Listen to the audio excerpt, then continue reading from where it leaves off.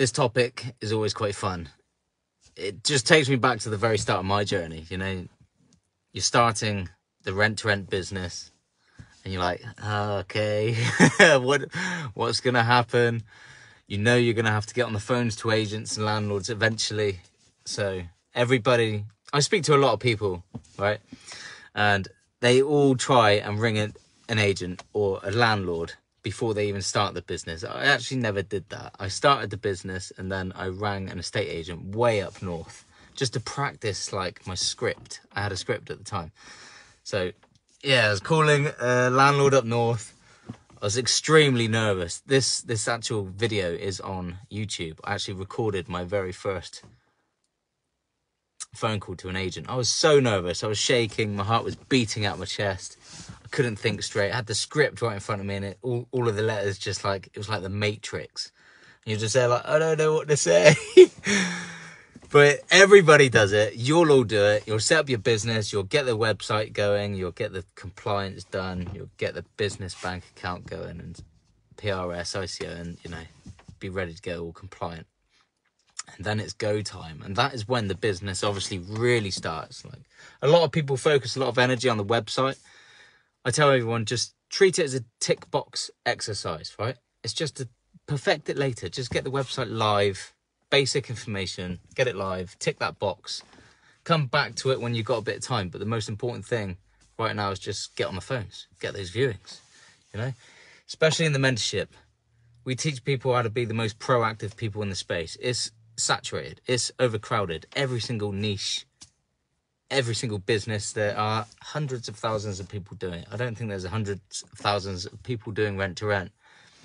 But when you're in it, you feel like it's saturated. I don't actually think it is. I've worked with landlords before and they've got loads of properties and they've never been approached by a rent-to-rent company. So I think everyone just in rent-to-rent thinks it's saturated, but we teach you how to stand out from a crowded market anyway. So it's all about just get on those phones, know what to say on a yes and no basis. So if the agent says no, we try and make it very crystal clear on what to say next, but everyone loses track. It goes like a matrix screen. It comes with experience, with anything, isn't it? You know, you do something on a regular basis, you get the flow, you start to relax. The matrix screen actually puts up words in front of you and you calm down, really. But that's what the rent-to-rent journey at the start looks like.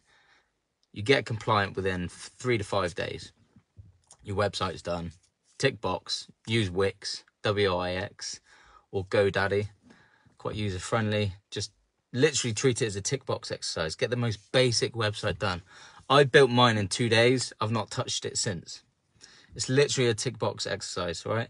You just need it sometimes for a business bank account. Don't work on the fonts and pictures, and people spend ages, way too long, and it's like they're purposely prolonging that because they know they need to get on the phones.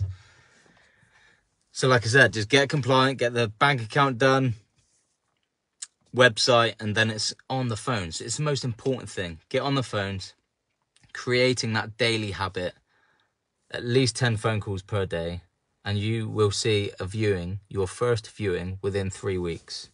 And then it's all about optimizing what happens next, standing out from a crowded market, how to negotiate the best contract, the best deal, you know?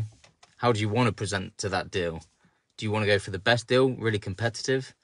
Or do you just want your first deal and settle for minimum profit margins so you can use it as leverage to get more? That's the approach I took. I wanted to get my first property ASAP, so then I can use it as leverage to get more. Still, you know, still decent profit margin, £640 profit. But I didn't negotiate. It was like, here's my best and final offer. And I beat everyone else. There's quite a few people going for the same property. I beat them all. My offer was the best. They all were trained to be, you know, back and forth negotiating. So yeah, there's two approaches. We teach both. How to negotiate a great deal, if that's what you want to do.